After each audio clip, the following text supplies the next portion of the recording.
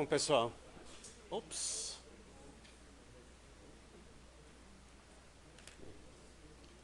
quem sabe ler de cabeça para baixo. Ó, agora virou, né? Vamos ver.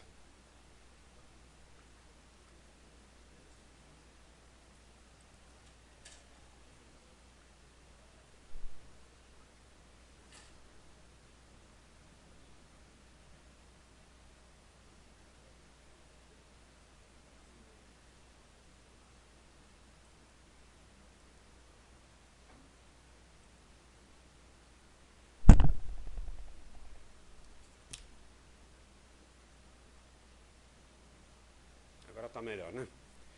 Bom, podemos começar. Antes de começar a parte propriamente dita da aula, que era sobre coleta de lixo, não é isso? Por aí que eu parei, eu queria fazer um parêntese, certo? E falar de um erro muito comum quando a gente usa malloc e free, certo? Que, por coincidência, um de vocês me mandou uma mensagem dizendo que, olha, eu fiz tudo direitinho, na minha máquina funciona 100%, quando eu submeto, dá um erro estranho, certo? Quem foi? O Felipe? Você, né? Certo. Não precisa ficar com vergonha, não. Isso é muito comum. Eu vou aproveitar como um exemplo didático. Eu não me lembro se eu falei aqui em aula sobre esse tipo de problemas, ou para um grupo de alunos, ou um aluno em algum ponto do curso, tá? Mas não é a primeira vez que acontece o seguinte.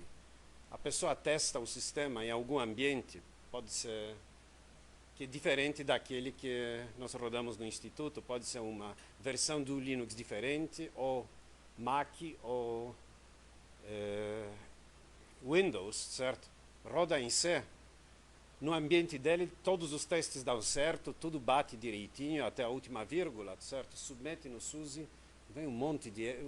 todos os testes dão errado, ou alguns dão errado, com um código estranho, tá? Dizendo que alguma coisa não funcionou. Bom, eu tenho muitos anos de ensino, nunca aconteceu que o sistema estivesse errado. Era sempre o programa que estava errado. Certo? Então isso eu tenho certeza. Mas todo mundo pergunta, puxa, por que deu tudo certo em Windows? Então eu vou explicar o problema que ele teve e vou fazer uma conjetura, não é bem conjetura, eu sei mais ou menos por que deu isso, certo? Não sei os detalhes porque eu nunca olhei a implementação de alocação de memória dinâmica em todos esses sistemas. Mas dependendo do sistema, pode dar certo ou errado. Eu vou tentar explicar o porquê que isso aconteceu. Se vocês pegarem a tarefa número 9, seja A ou B, mas 9A, certo? Para quem usou essa sugestão, aí tem uma definição que eu sugiro para implementação dos nós da árvore B, que é assim. Bom, não precisa copiar tudo, mas tudo bem. É algo assim. Tem 3 componentes, não é isso? Inteiro, que é o número de registros. Depois, apontador.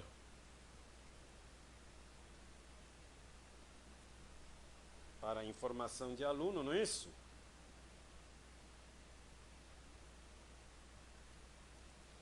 Depois, um apontador para apontador.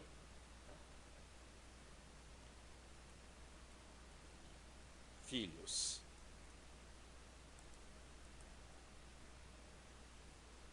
Tá certo? Qual era a ideia? Isso aqui no caso de usar ordem qualquer. Se fosse apenas ordem 2, tinha uma outra declaração que já declarava info como vetor de 2 elementos, não é isso? E filhos como um vetor de 3 elementos, tá certo? A ideia é que, como a ordem não é que é dinâmica, ela não muda, uma vez estabelecida é fixa, mas dada a ordem, precisa alocar um vetor de um certo tamanho, ou melhor, 2 vetores de um certo tamanho. Então aqui a gente coloca simplesmente vetor para uma coisa do tipo aluno, e a ideia é que na realidade isso aqui, vetor não, apontador para uma coisa do tipo aluno, e a ideia é que na realidade será um apontador para a primeira posição de um vetor de alunos, não é isso? Então aqui seriam 0 até ordem menos 1. Vamos colocar ordem menos 1. E esse campo info, na realidade, seria um apontador para esse primeiro elemento. Essa é a ideia, certo? Da mesma maneira, o campo filhos, certo? Bom, aqui nós temos dois asteriscos, porque um deles diz que serão apontadores para estruturas, certo? Mas a ideia, de novo, é que nós teremos um certo número de filhos, um a mais, então de 0 até ordem, e esse campo aqui, filhos, será um apontador para isso. Então, essa é a ideia geral. Mas na definição do tipo a gente não põe o tamanho porque a gente não sabe a priori. O problema é como alocar isso, certo? Então eu vou, se todo mundo entendeu isso, eu vou passar para uma próxima transparência, tá? E mostrar mais ou menos como é que seria a alocação. Vamos supor que a variável P é que vai conter, vamos supor que na realidade P é apontador para esse nó. Então a variável P, desculpa, tá? É que deve receber primeira alocação. Então, em primeiro lugar, a gente precisa alocar aquele registro inteiro. Como é que isso poderia ser feito? Por exemplo, assim.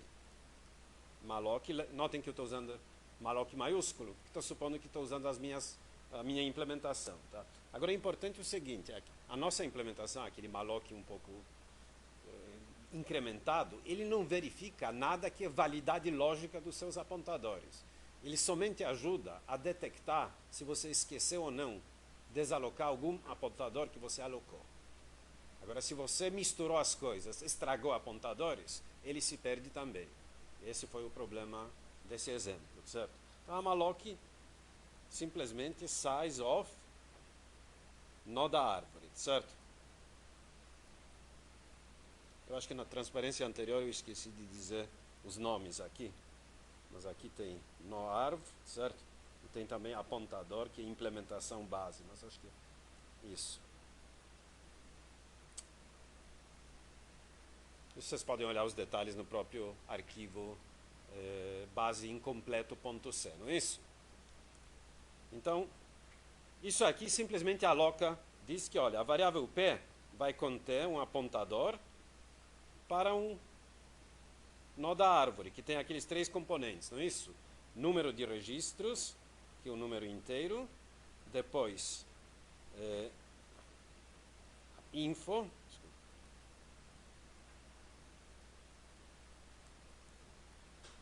e depois filhos. Cada um desses aqui deveria ser apontador, que nós ainda não alocamos, certo? Mas deverá ser apontador para o vetor respectivo. Então nós vamos precisar também de mais dois comandos. P,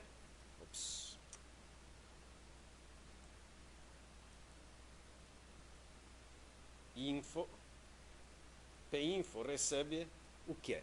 Nós queremos alocar um vetor de apontadores, não é isso? Então, uma maneira de escrever isso poderia ser assim. Malloc, e agora precisa tomar cuidado.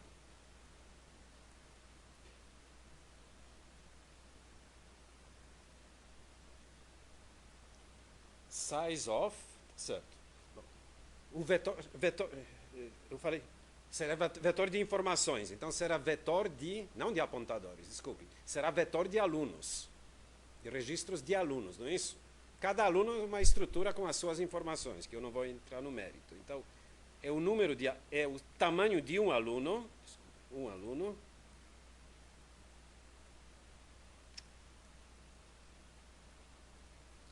certo? Multiplicado por quê?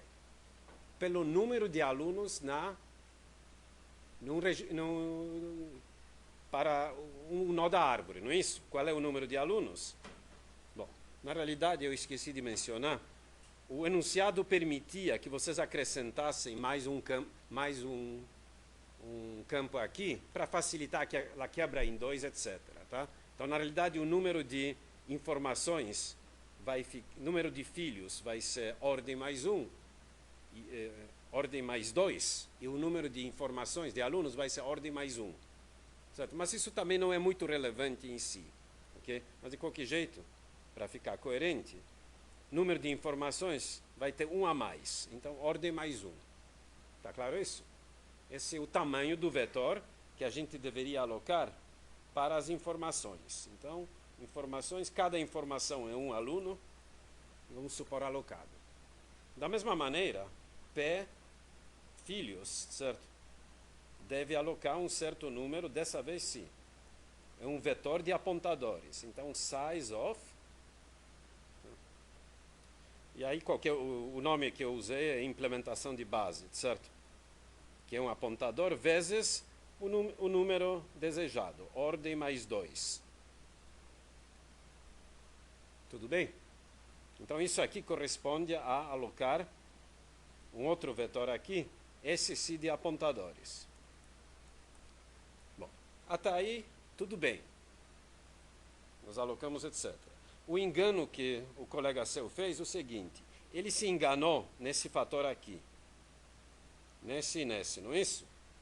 Aqui, em vez de ordem mais 1, acho que ele colocou apenas ordem e botou 1 para fora, não é isso? E aqui o 2 para fora também. Esqueceu de colocar parêntese no lugar certo, alguma coisa assim. Ele usou expressões diferentes, isso não interessa. O importante, na realidade, é o seguinte, ele alocou vetores mais curtos. Isso que é importante.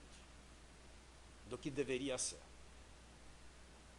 E aí ele executou em Windows, tudo bonitinho, deu resultados corretos, tal, todo animado, submeteu ao... Ainda mais que fez o caso geral, que vale mais pontos, né? Certo? Submeteu código de erro 134, não é isso? Infelizmente, o Suzy não fala mais do que isso, porque seria meio complicado extrair o que está acontecendo. Tá? Aí ele me mandou essa mensagem dizendo, puxa, o que é isso? Tá? Aí eu peguei o programa dele, rodei primeiro na minha máquina. Minha máquina em casa deu esse erro? Não. Eu uso um Mac, certo? Que tem um GCC, tem o mesmo compilador, mas acontece que a implementação do malloc é um pouquinho diferente. Ou será que deu o mesmo erro? Eu nem lembro se no Mac deu, certo? Em Windows ele disse que não deu. Eu executei depois no Linux. Tem um teste que deu o mesmo erro? Aí depois sanou, na hora que você corrigiu esse erro. Então em Windows também deu erro. Não estava tudo certo. Mas tudo bem, mas não deu em todos os testes. Se não houvesse aquele teste, tudo ia aparecer bom, não é isso? Bom, o que aconteceu? Por que deu erro em Linux e não deu em Windows? Será que é culpa do Linux? Não. Será que é culpa de Windows que não detectou um erro? Também não. São simplesmente duas implementações diferentes de um conceito. E, por acaso, certo, em Windows deu certo. Se fosse um programa muito mais complicado, certamente alguma hora ia dar errado. Tanto assim que num dos exemplos deu. Dependendo dos dados, podia dar certo, podia dar errado. Isso é uma característica de qualquer programa errado. Ele não precisa dar errado em todas as instâncias de todos os dados.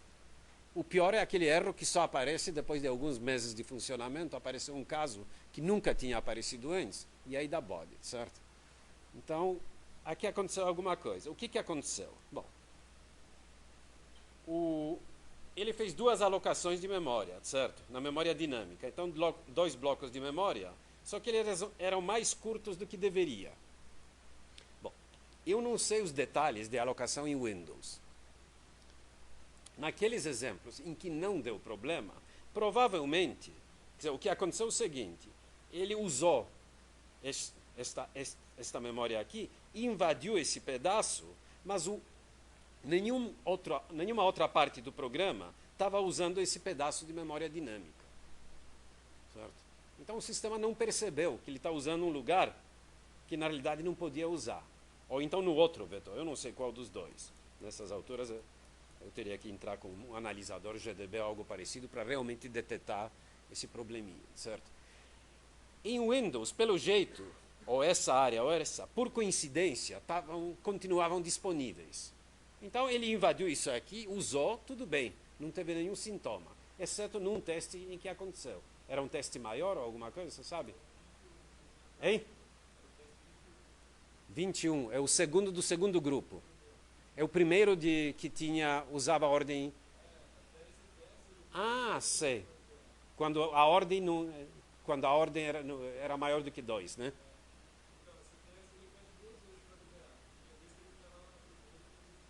Sim. Pois é, lá deu confusão, lá até o Windows sentiu, porque, notem, o que aconteceu no Linux, pelo jeito, é o seguinte, ele alocou da área de memória dinâmica um bloco e talvez tenha alocado o outro logo depois. Imagine a confusão quando ele invade esse pedaço, certo?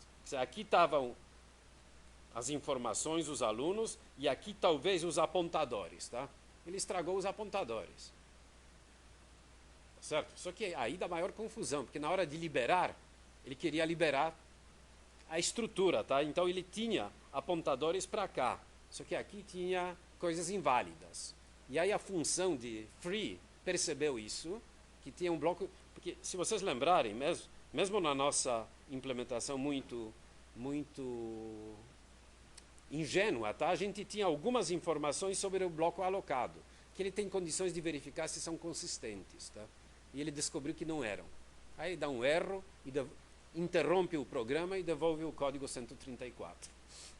Isso que deu. Então foi pura sorte que em Windows, na maioria dos casos, não deu, e no Linux deu, em todos eles deu esse erro, mesmo com ordem 2. Certo? Porque pelo jeito lá ele alocou consecutivamente, então um vetor invadiu o outro. Okay? Por que eu fiz essa explicação comprida? Porque isso já me aconteceu várias vezes, quase todo ano quando eu dou essa disciplina, alguém tem um problema parecido. Certo? Dá certo numa implementação, não dá na outra. Tá? E aí o pessoal começa, não, o Windows é melhor porque não dá esse erro. Bobagem. Na realidade é azar seu que não deu esse erro, porque suponha que um programa de verdade, que seu chefe mandou implementar, certo?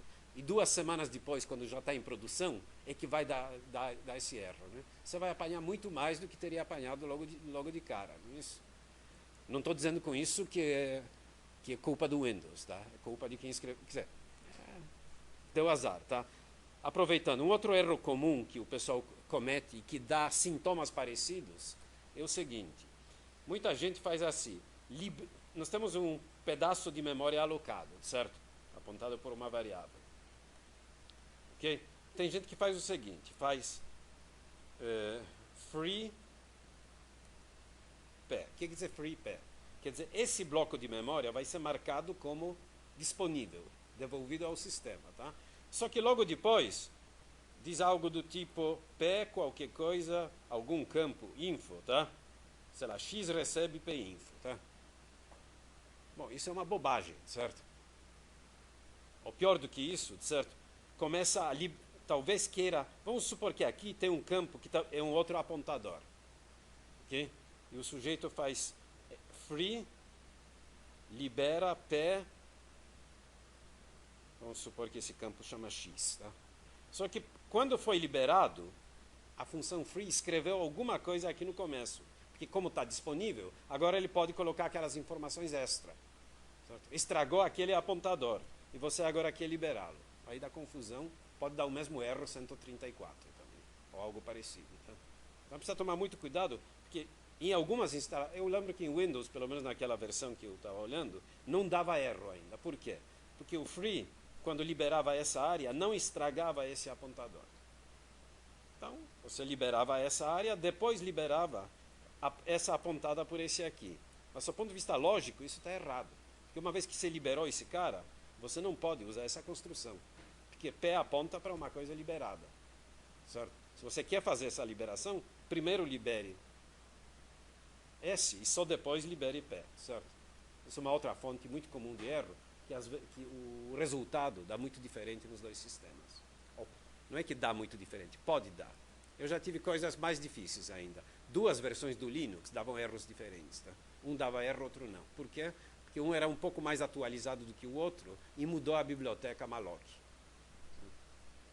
E detectar esse tipo de erros realmente não é fácil quando dá, certo? Bom, você viu que precisa ter um pouquinho de prática nisso aqui. Agora, nunca me aconteceu de realmente o sistema estar errado. Tá? Foi sempre erro de programa. Tá? Por isso que eu logo te respondi, olha os seus apontadores, você está mexendo em alguma coisa, alguma bobagem. Tá? Tudo bem? Ok. Acho que agora podemos voltar ao assunto, tá? Que no fundo tem bastante relação com isso que nós estamos conversando desde a última aula. Nós falamos já sobre aquela implementação, algumas opções para implementar malloc e free de maneira muito, digamos, simplificada e ingênua, certo? Mas que já dá alguma ideia de como funciona esse processo, mesmo que ele seja bem mais complicado, certo? As ideias básicas ainda são aquelas. E aí eu passei a falar do caso em que nós não temos controle de alocação e liberação de memória. Uma vantagem desse fato de não termos controle, como alguém que já programou Java sabe, que aí a gente não precisa se preocupar com esse tipo de erro. Isso aqui é basicamente impossível de dar. Pode dar erros lógicos muito complicados, mas esse tipo de erro de tão baixo nível, em princípio, é impossível de dar. Ou seja, estragar um apontador, porque simplesmente a linguagem não dá acesso aos apontadores. Certo? Por outro lado, tem, obviamente, para implementar Java, precisa descer a nível muito mais baixo, ou implementar algumas outras coisas mais eficientes. Então, não dá para evitar esse assunto. Tá? Mas, de qualquer jeito, eu falei para vocês, então, em linguagens que não têm controle explícito de alocação de memória, a gente chega um momento em que, ou pode chegar um momento em que a execução do programa esgotou, ou quase esgotou, a memória disponível, memória dinâmica disponível. E aí a gente aplica um processo chamado de coleta de lixo, que consiste em tentar achar todas as posições de memória, todos os blocos de memória que foram criados, foram alocados, estão marcados como em uso, mas que são impossíveis de serem alcançados a partir de alguma variável do programa. Bom, se é impossível alcançá-los a partir de alguma variável do programa, quer dizer que eles não podem ser alcançados, portanto, podem ser liberados. Sob o ponto de vista de programa, eles constituem um lixo. Daí o nome de coleta de lixo. E, em geral, o processo de coleta de lixo, ele consiste de algumas fases. A primeira fase é marcar aquilo que não é lixo, ou seja, percorrer as estruturas de dados que o programa tem acesso e marcar tudo que é acessível como não sendo lixo. O que sobrar, não for marcado, vai ser considerado lixo. Certo? E aí nós temos duas opções. Nós podemos fazer uma coleta de lixo, ou seja, simplesmente pegar tudo que é lixo, colocar na lista disponível, de uma maneira semelhante como nós vimos no caso de alocação explícita, ou então aproveitar e fazer compactação. Compactação quer dizer mover tudo que não é lixo para posições consecutivas, contíguas de memória, e com isso fazer a memória disponível ser um único bloco grande, em vez de vários blocos pequenos. Isso tem a vantagem que assim a gente facilita a alocação depois de blocos maiores. Certo? Mas é menos eficiente, é claro. E no caso de compactação, nós vamos ver depois, há várias subfases, certo? Cálculo de destino, atualização de apontadores e cópia dos blocos. Nós vamos ver tudo isso com algum detalhe, tá? Mas todos eles começam com marcação. Então vamos olhar essa transparência aqui, que eu preparei para vocês. A ideia disso aqui é o seguinte. Isso aqui... eu vou supor, só para simplificar, se bem que depois eu não me lembro se nas transparências, se nos algoritmos eu uso esse fato, mas pelo menos aqui nas figuras, parece que todos os blocos são do mesmo tamanho, certo? Isso simplifica ligeiramente os algoritmos, mas não é, na prática não precisa ser feito. Apesar de que em algumas linguagens, como Lisp, por exemplo, isso é verdade. Mas numa linguagem como Java ou Python, não seria verdade, portanto os blocos poderiam ser de tamanho diversos. Okay? Isso cria alguma complicação, mas que é contornável. Tá? Bom, de qualquer jeito, eu suponho que nós temos um bloco de memória aqui, em que eu marquei, quer dizer, esse bloco, aqui eu tenho a memória dinâmica, e eu suponho que meu programa já está executando um certo tempo, então ele ele foi alocando várias posições de memória, certo? E algumas delas podem ter ficado inalcançáveis, ok? Então, bom, eu suponho também, por enquanto, que todo bloco de memória tem uma marca, aqui está esse F, quer dizer falso, ou seja, esse F quer dizer que não está em uso, por enquanto. Mas no início tudo está marcado como falso. A marcação serve para trocar o valor dessa marca, justamente. Então o que eu vou querer fazer é o seguinte, notem que a segunda figura aqui, todos os blocos achuriados, a marca mudou para T, que quer dizer isso, que está em uso, é alcançável. Ok? Então, como é que eu faço essa marcação? O que o algoritmo de marcação faz? Ele parte desses apontadores aqui. Eu suponho que o meu programa, que coloca as suas variáveis na pilha, certo? Nesse caso, eu supus que tem duas variáveis no meu programa que são do tipo apontadores para a memória dinâmica. Tá?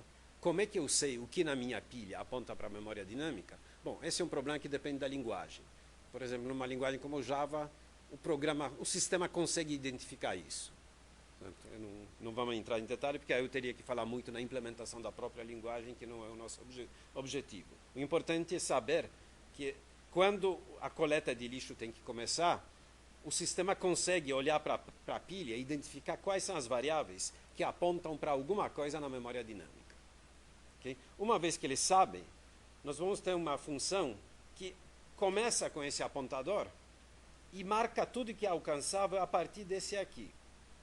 Então, por exemplo, esse bloco aqui, notem que ele tem dois apontadores, um para cá e um para cá. Bom, então se esse é alcançável, esses dois também são alcançáveis. E assim por diante. Se este é alcançável, este aqui e esse aqui também é alcançável. E assim por diante. Notem que tem alguns que voltam para trás. Deixa eu ver onde que está. Ah, sim. Aqui uma outra variável. Esse é alcançável, mas desse aqui eu consigo vir para cá. Certo? Desse aqui consigo vir para cá e assim por diante. Okay? Então, notem que aqui eu estou supondo que eu não sei nada sobre a estrutura. Se é uma árvore, se não é uma árvore, se é circular ou não. Eu só quero saber em que lugares de cada bloco eu tenho campos apontadores. Isso é uma outra coisa que eu vou ter que saber. De novo, isso depende do sistema. Vocês vão ver que eu vou simplificar um pouquinho as funções. Num sistema mais complicado, as funções seriam um pouquinho mais complicadas. O importante é o seguinte, a fase de marcação vai percorrer todos esses apontadores, certo? E marcar tudo que, direta ou indiretamente, é acessível a partir desses dois apontadores. Marcar quer dizer trocar o valor dessa marca que está aqui, em cada campo, para verdadeiro. Com isso aqui, os campos disponíveis ficam com a marca falsa, não é isso? E notem o seguinte, que pode ser que esse aqui foi alocado também. Aliás, quase certeza, porque normalmente eles seriam alocados um depois do outro. Certo? Mas o sistema não sabe disso. Quer dizer, eu achurei, porque eu sei a priori o que está alcançável. Tá? Mas no início, tudo isso aqui é como se estivesse em branco. Okay? Depois da marcação, que o sistema sabe o que está disponível e o que não está. Okay? Diga. Eu suponho que vocês vão ver que no fundo eu vou deixar tudo de novo como letra F, tá? Quando terminar esse processo. Tá? Porque esse aqui é o esquema de marcação e coleta, tá? Daqui a pouco eu vou explicar a coleta, tá? Eu suponho que no início todas as marcas são falsas. Aí, depois do processo de marcação, as áreas alcançáveis vão ter a marca verdadeira. E as áreas não alcançáveis vão ter a marca falsa. As áreas com a marca falsa são aquelas que estão disponíveis, é o lixo. E as marcas com marcação verdadeira são aquelas que são alcançáveis, portanto, eu não posso mexer nelas, que o programa ainda pode usá-las. Tudo bem? Então, essa primeira fase serviu somente para colocar as marcas, é a marcação.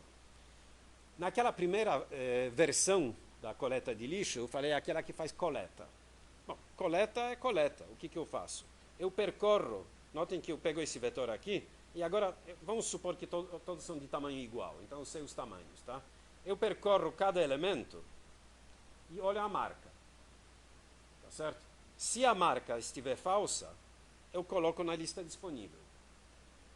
Então, no fim, eu vou ter uma lista disponível. Notem que esses campos agora formam uma lista disponível, certo?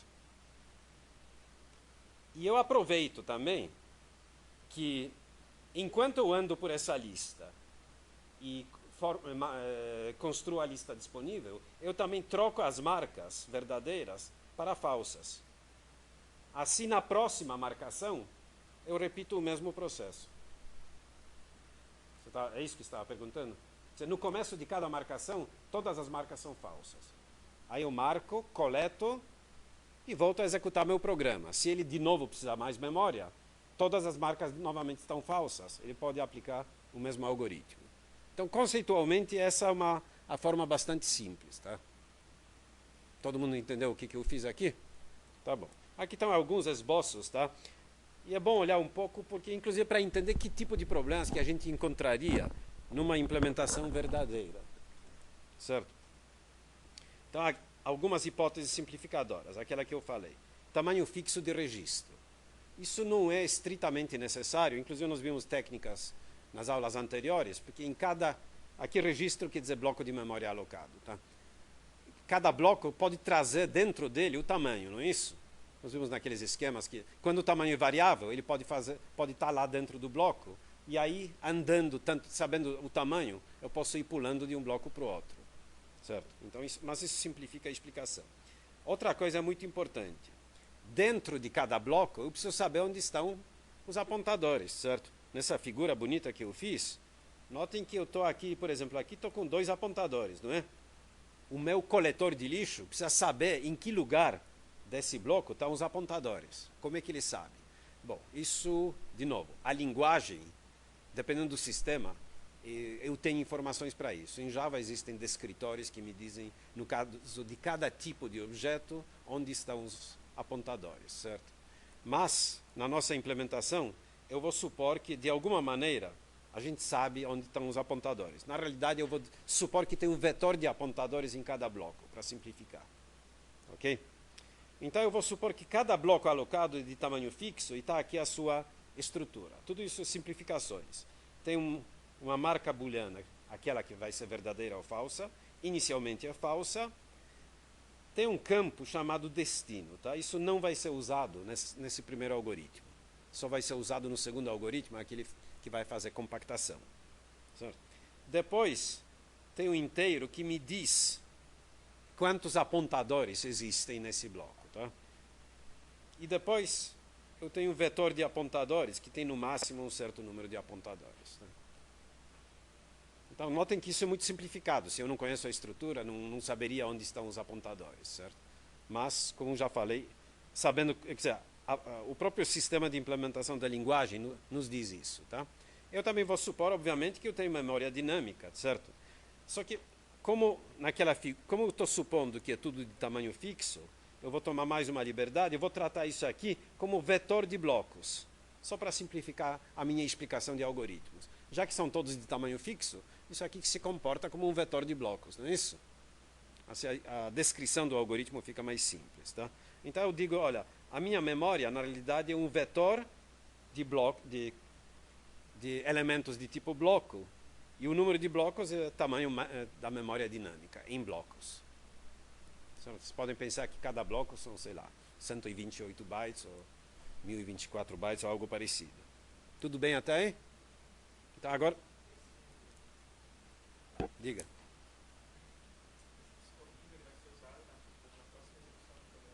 Sim, não é na próxima execução, vai continuar a execução. Note que coleta de lixo acontece num momento imprevisível.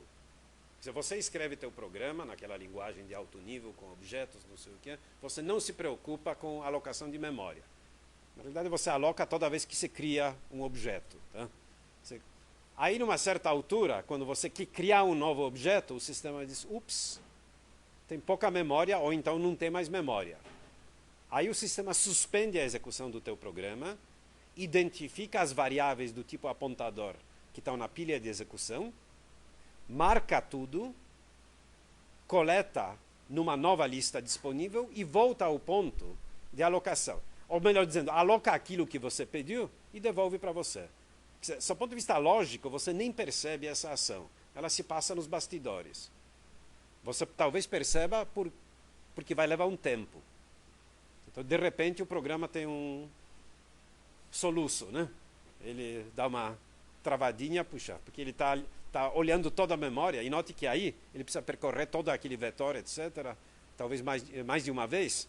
Então, isso leva algum tempo. Tá? Mas, do ponto de vista lógico, é isso que acontece. Não é quando começa a execução do programa, não. Porque quando começa, está tudo disponível. Então, pode acontecer várias vezes no meio da execução, e, em princípio, você não sabe quando. Se você sabe os detalhes de implementação e muitas coisas sobre o seu programa, talvez você possa estimar. Mas, em princípio, a gente não se preocupa com isso. Tá bom?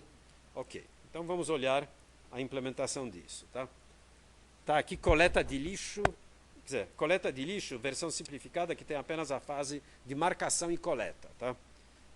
Notem marcação. Tá?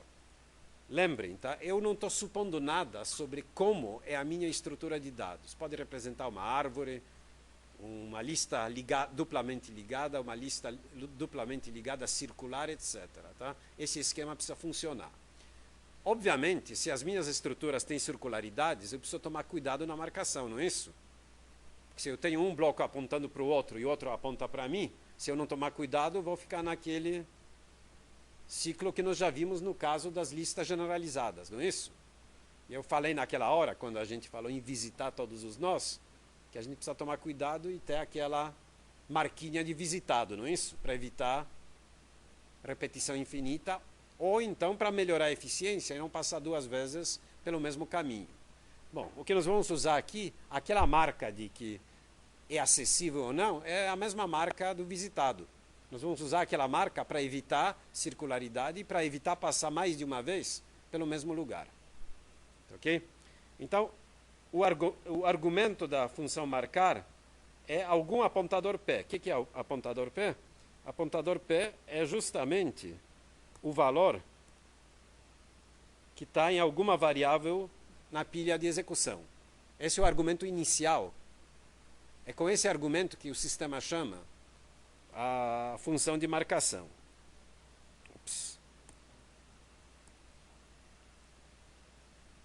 Certo? Então, esse argumento P inicial é justamente um dos apontadores que estavam na pilha. Tá? E o que eu faço agora? É muito simples. Se P é igual a null, não faço nada, claro. Se P é diferente de null, eu verifico se a marca é verdadeira. Certo? Se ela for verdadeira, também não faço nada, porque já passei por aí. Porque inicialmente todas as marcas são falsas. Se ela é falsa, aí eu faço o seguinte. Lembram? A primeira coisa que eu tenho que fazer é fazer a marca verdadeira. Certo? Depois pego todos os elementos do vetor de apontadores, certo? E chamo recursivamente a função de marcar. Ok? Ou seja, se eu de novo voltar para essa figura, certo? Eu chamei com esse argumento, certo? Aí, recursivamente, chamo para S e para S, e assim por diante. Dentro de cada um, vou chamar para os outros. Tá? Alguma hora, vou marcar todos eles. Tudo que é acessível. Tudo bem? Sem entrar em circularidade e repetição. Uma vez apenas.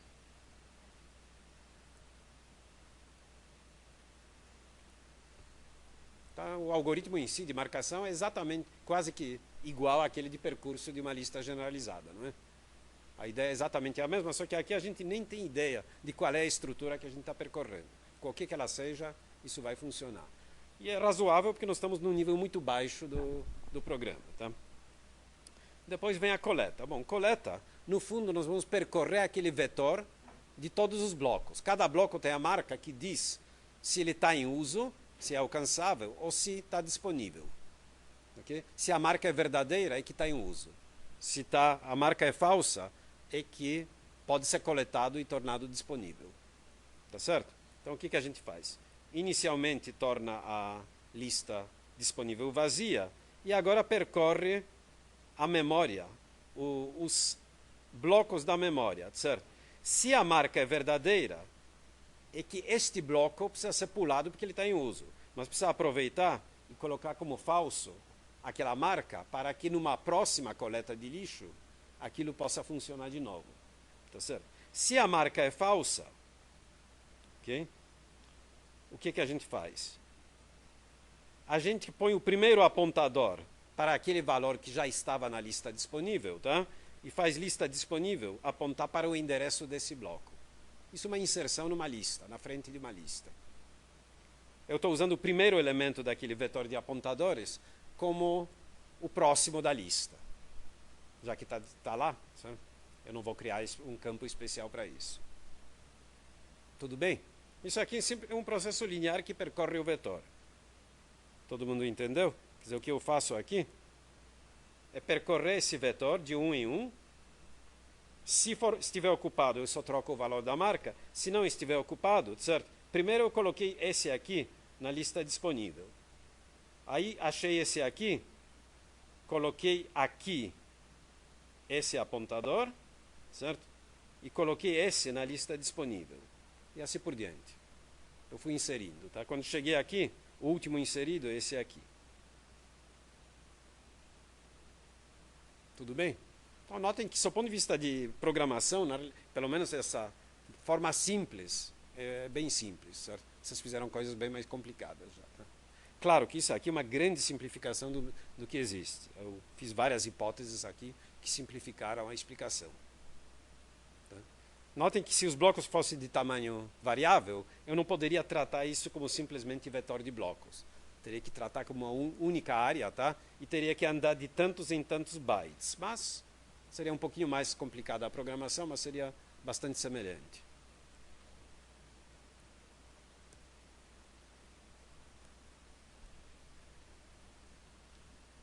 Alguma dúvida? Notem, bom, aquilo que já deveria ter dito. A função marca é chamada para cada variável que está na pilha, certo? E não tem problema de chamar o número demasiado de vezes, porque primeiro eu chamo para essa, depois chamo para essa. Se alguma coisa é acessível tanto daqui como daqui, não tem importância, porque vai ser marcada a partir dessa. Quando eu chegar nela a partir dessa, eu vou pular porque já foi marcado. Certo? Então, isso não tem problema nenhum.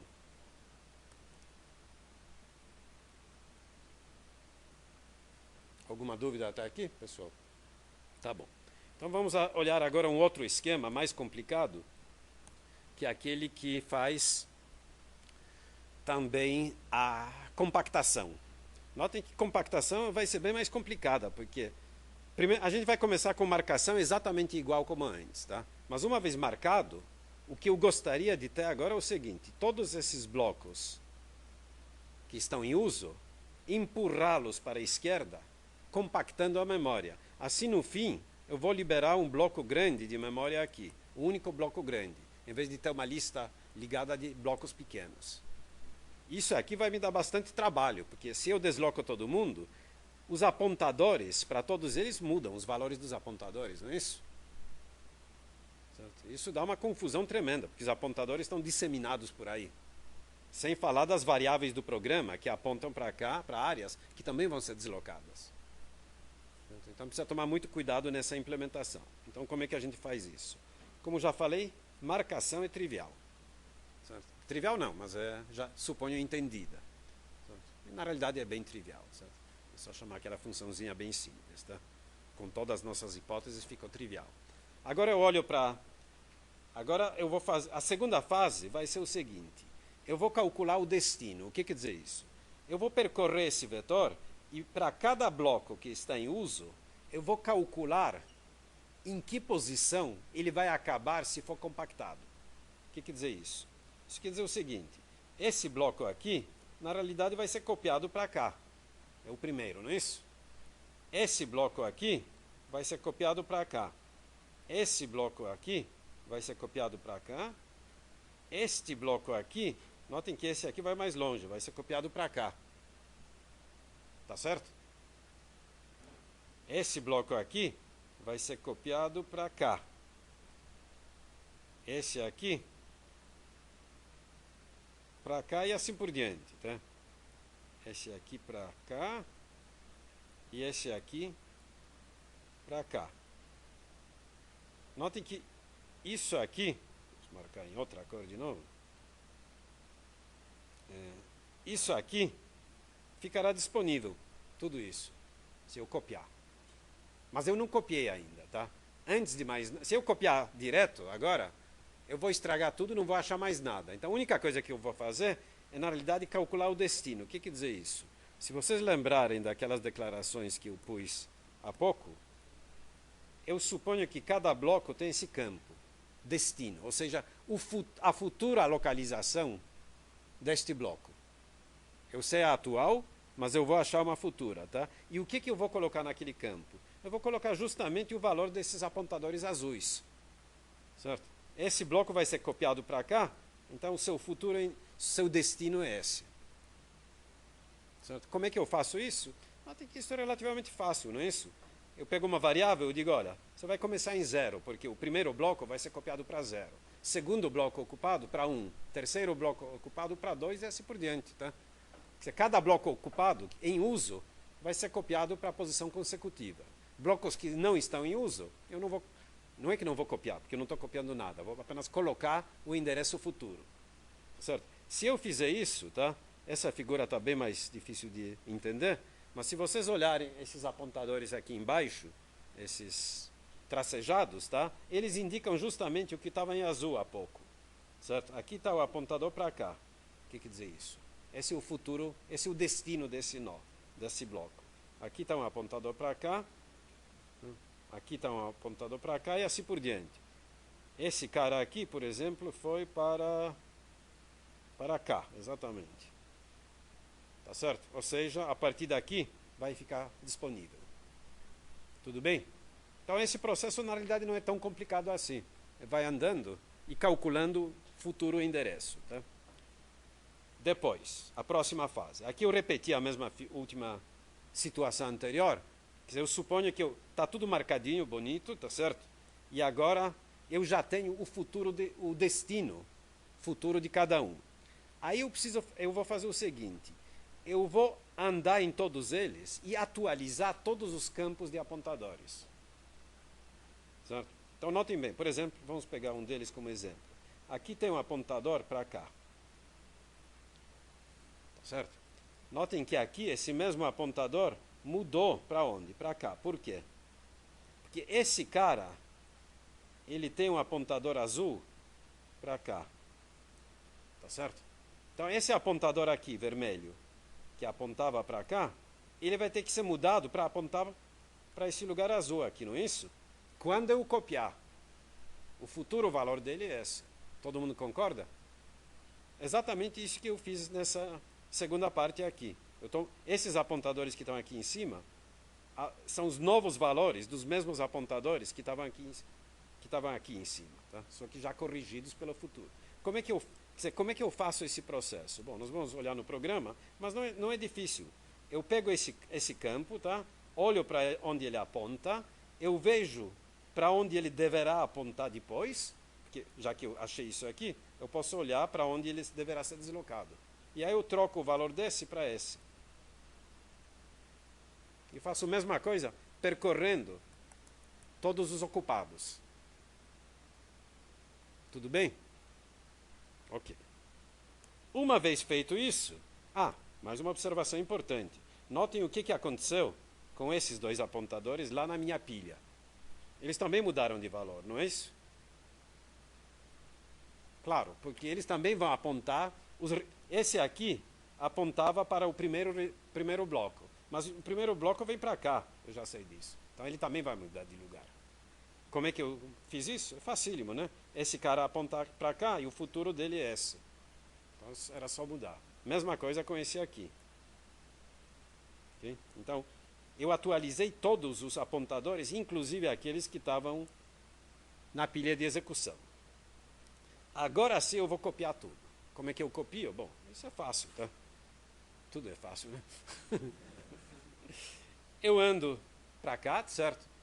De novo, bom, em primeiro lugar eu tenho, os que estão livres não faço nada, certo? Os que estão ocupados, eu tenho o seu futuro endereço, não tenho? Copio para seu futuro endereço, só isso. Para sua futura posição. Tudo bem? Que é essa aqui, certo?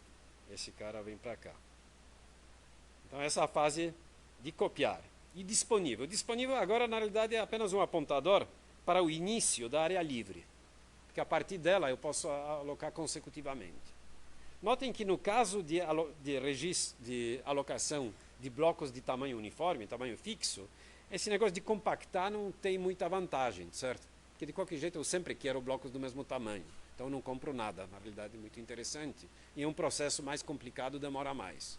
Mas se os blocos forem de tamanho variável, isso é importante. E não é difícil estender esse esquema para blocos de tamanho variável. Todo mundo entendeu o que nós estamos fazendo aqui? Então vamos dar uma olhada nas funções específicas, tá? Tudo sempre versão simplificada, né? Bom, nós já vimos marcação exatamente igual ao que era antes, tá? Calcular o destino. Não tem problema. A gente percorre todos os blocos.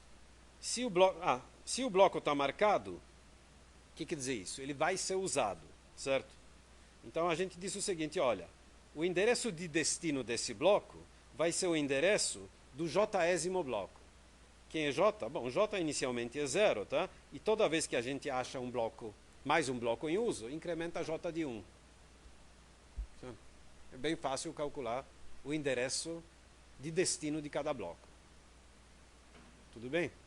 Vocês não estão acreditando que isso funciona? Não? Certo?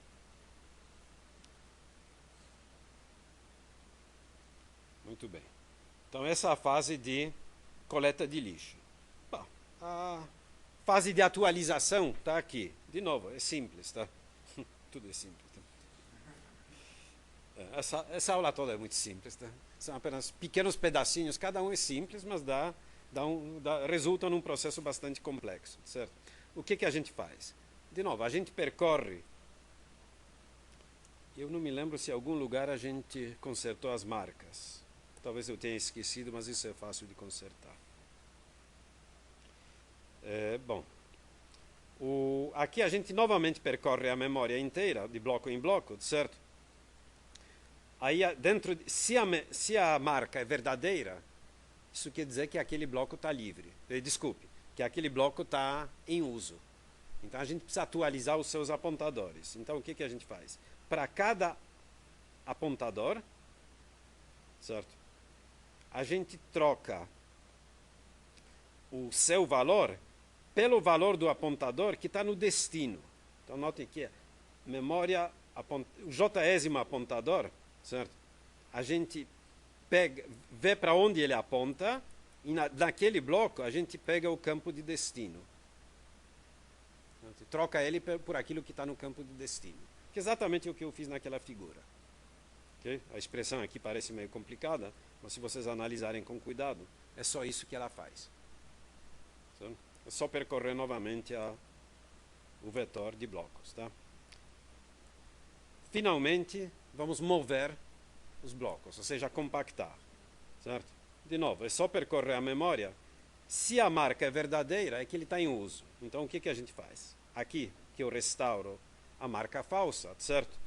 E eu faço para a memória, para o lugar de destino, copio este bloco. Você copia este bloco para o seu destino. Okay? Notem que os campos de marca dos outros campos já eram falsos. Então não preciso fazer nada. Tudo bem? Está aqui a observação que eu já fiz antes. Se por acaso os blocos fossem de tamanho variável, é só cada bloco ter, como nós já vimos antes, um campo dentro dele que dissesse qual é o tamanho dele.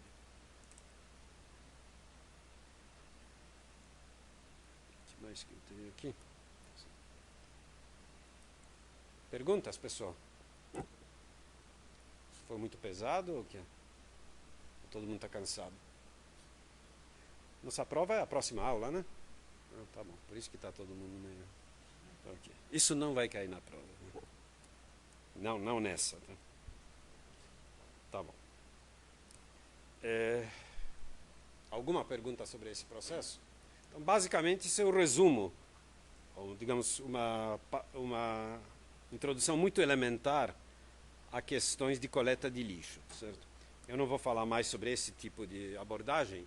Interessante, por exemplo, que existem algoritmos, é claro, eles são bem mais complicados, mas que se aproveitam, por exemplo, de arquiteturas modernas em que uma máquina tem mais de um processador. Então, o que dá para fazer, enquanto um processador está executando, o outro, por trás, tenta achar o lixo. O que for lixo, ele já vai jogando na lista disponível. Agora, notem que isso é meio complicado, porque ao mesmo tempo que o seu programa faz acesso à memória dinâmica, certo? O outro processador precisa andar e de repente você está mudando, mexendo justamente nos apontadores, pode estar num estado não consistente. Então, esses algoritmos são complicados porque eles precisam prever que de vez em quando precisa dar uma inibida no programa principal, no programa em execução, para poder fazer alguma operação na memória dinâmica, certo? Mas existem variantes desse tipo que são interessantes também. E outras generalizações que complicam um pouco mais todo esse processo. Mas a parte básica, no fundo, funciona assim. Alguns sistemas têm algumas ideias um pouco diferentes sobre coleta de lixo. Ou sobre como descobrir o que está sendo usado ou não. Por que existem essas ideias? Porque, veja bem, esse esquema que nós vimos, em princípio, funciona direitinho, não tem muitas hipóteses.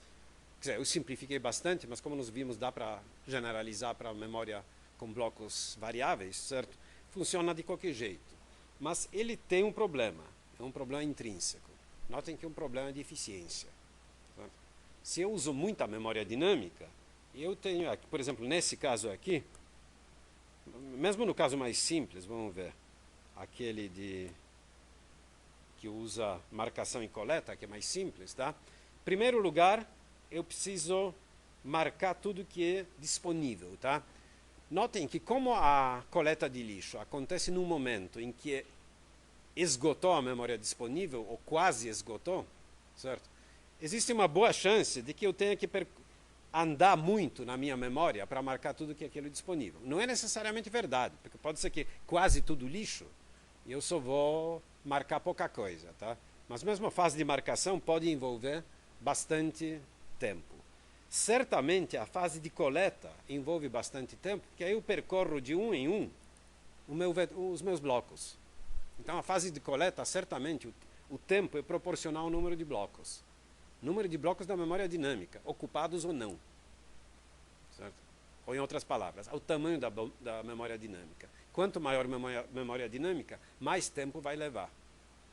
Mas por outro lado, quanto maior a memória dinâmica, menos vezes vai ter que coletar lixo. Certo? Porque ele aguenta mais tempo sem coletar. Então, existe o problema de eficiência e existem algumas aplicações que são críticas do ponto de vista de tempo. Existem algumas aplicações nas quais o sistema tem uma limitação do tipo, olha, precisa responder em 1 microsegundo, senão pode dar um desastre, tá? A usina atômica explode, um avião cai, etc. Isso acontece, né? Mas, infelizmente, certo? Mas em geral é por erros de programação, não é por causa disso. Né? Então, essa maneira de controlar o uso de memória nem sempre é aplicável, justamente por causa desse problema de eficiência. No caso de coleta e compactação, a coisa é pior ainda, porque nós precisamos percorrer mais de uma vez a memória, copiar, isso envolve muito tempo, que você pode envolver muito tempo também. Então existem outras maneiras de resolver esse problema, certo? Esse outro método de resolver o problema é o seguinte, é contagem de referências, ele é chamado de contagem de referências. A ideia basicamente é a seguinte, vamos supor que nós temos um bloco de memória alocado, tá? Ou não. Certo? Quando ele está alocado, nós vamos ter um campo aqui que me diz quantos apontadores existem para este bloco de memória. Sei lá, se existirem 3, aqui vai ter número 3. E aí as operações que copiam apontadores ou destroem apontadores vão ter que atualizar esse contador. Quando esse contador cai para 0, virou lixo, não é isso? Se ninguém aponta para um bloco, ele não é alcançável. Tá certo? Então a ideia parece muito boa à primeira vista, mas ela tem um problema sério. Certo? Que nós vamos ver daqui a pouco. Mas vamos primeiro ver como é que seria a implementação desse método.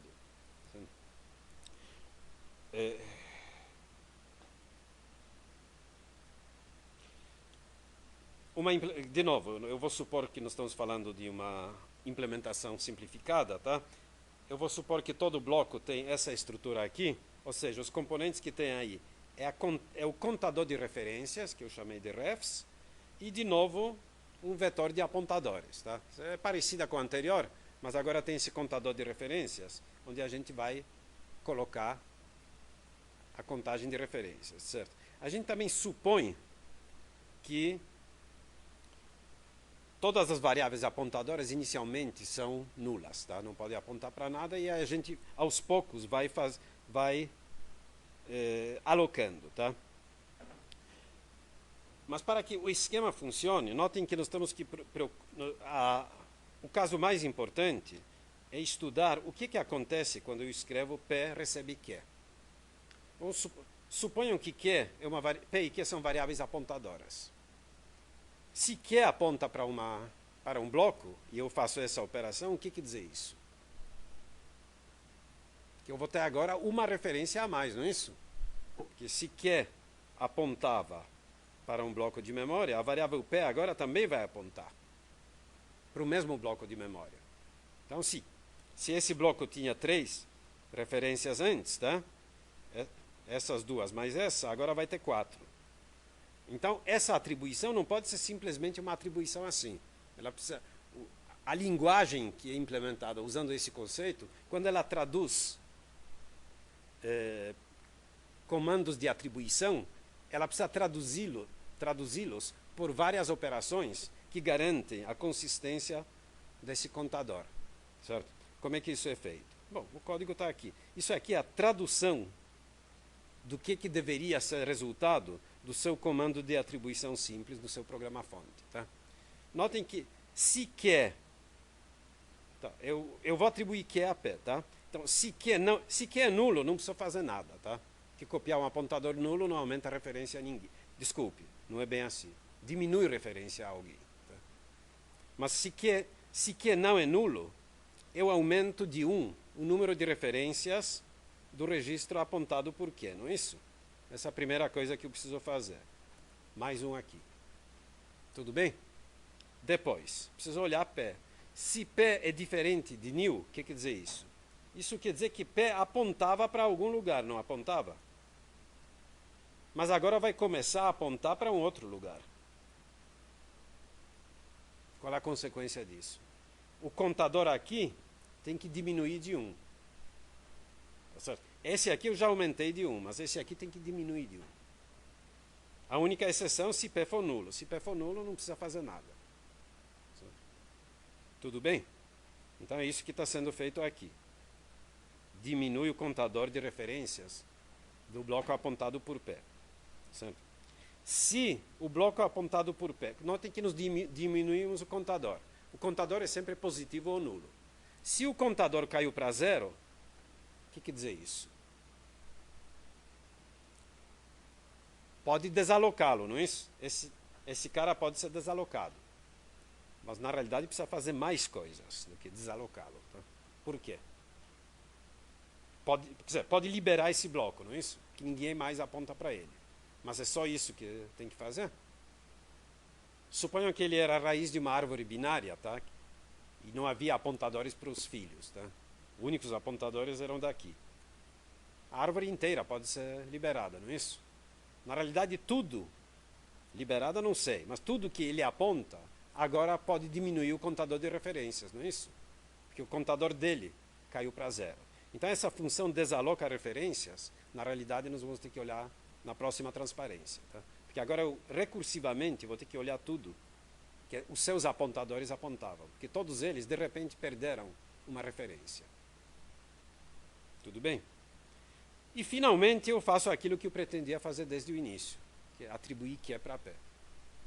Então, notem que, como é que isso é feito? Bom, isso é problema do compilador. Se eu tenho uma linguagem que foi implementada usando contagem de referências, quando o compilador vê esse tipo de atribuição, de um apontador para o outro, tá? Ele precisa traduzir por um código equivalente a isso aqui.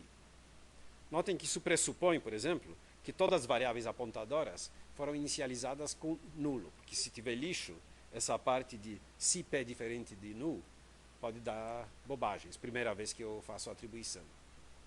Certo? Mas isso não é tão complicado. Tudo bem até aqui? Ok. Vamos ver a próxima. Ok. Pelo jeito eu não tenho aqui a função... Eu não escrevi a função desaloca referências, então eu vou explicá-la. Tá? Vamos ver.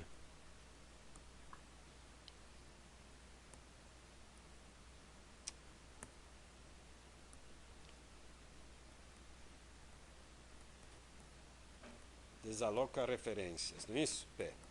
Qual é a situação? A situação que nós temos é essa. Nosso contador aqui caiu para 0. Então nós concluímos, puxa, ninguém mais aponta para isso aqui. Certo? Ou não vai apontar. Por enquanto o P ainda aponta para cá, mas logo logo vai receber aquele valor de Q, certo? Mas acontece que aqui tem vários apontadores ainda. Tem aquele vetor de apontadores que eu suponho que está aqui, não é isso?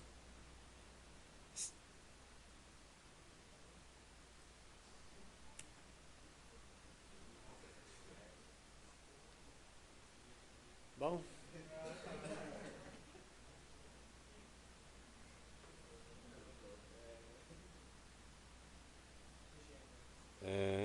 Eu fico pensando o estrago. Eu nem sei se continua gravando ou não. E certamente está sem mostrar, né? O computador continua funcionando porque ele tem a bateria, né? Deixa eu ver. O que foi desligado aqui para... Talvez seja só o projetor, né? Não, o projetor está ligado. Hein? Tem que esperar resfriar. Tá bom, vamos ser otimistas, supor que ele está gravando, tá? E vamos esperar. Acho que aquele amarelo tem que sumir, não é isso? Eu sei que se eu tento ligar, aí é pior. Bom, eu vou tentar falar em palavras então.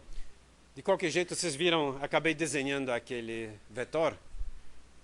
Cada um daqueles apontadores, eu suponho que tinham sido contabilizados também como referências aos nós aos quais eles apontavam. Essa é a regra geral.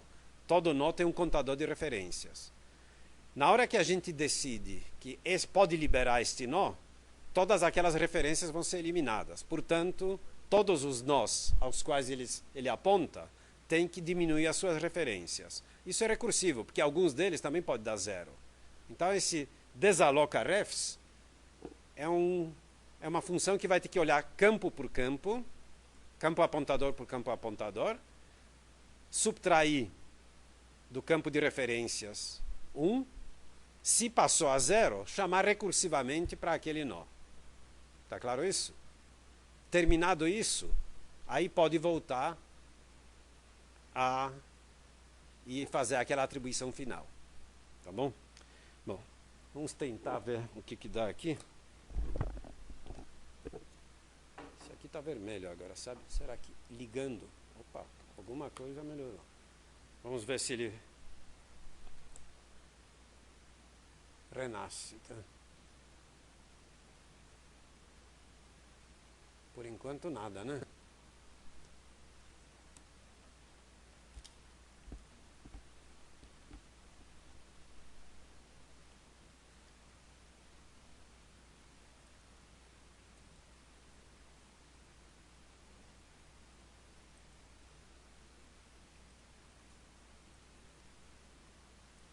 Bom.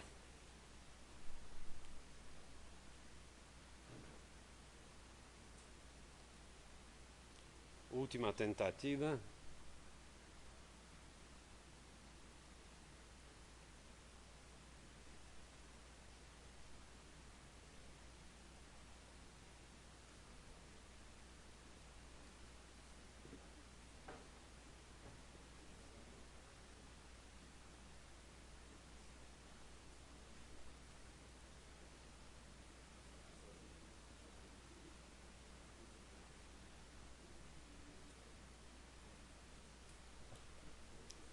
Parece que não está querendo funcionar.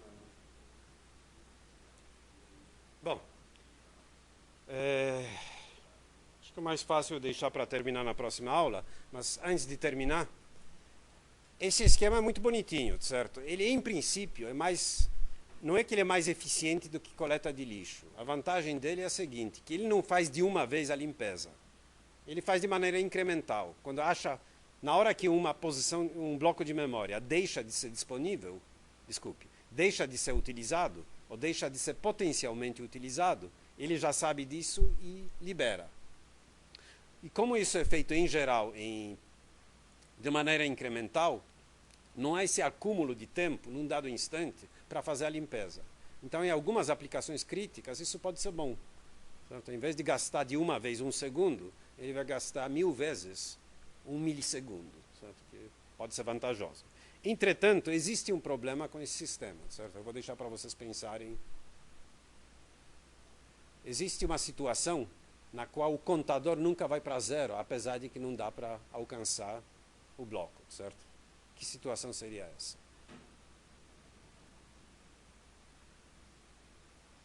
Quando é que o número de referências a um bloco é maior do que 1, maior do que 0, mas mesmo assim não tem nenhuma variável do programa através da qual dá para chegar nesse bloco?